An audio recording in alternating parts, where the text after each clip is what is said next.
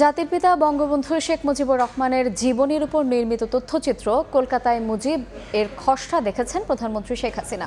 সকালে গণভবনে এই তথ্যচিত্রটি দেখার আয়োজন করা হয়। সকাল 10টায় তথ্যচিত্রটির খসড়া কপি প্রধানমন্ত্রীর কাছে উপস্থাপন করা হয়। বঙ্গবন্ধুর জীবদ্দশায় কলকাতা শহরে নানা গুরুত্বপূর্ণ ঘটনা আছে। এই বিষয়টি উপজীব্য করেই তথ্যচিত্রটি নির্মাণ করা হয়েছে।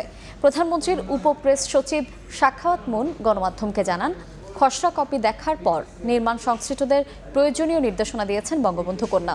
তথ্যচিত্রটি পরিচালনা করেছেন ভারতের প্রখ্যাত চলচ্চিত্র নির্মাতা গৌতম ঘোষ।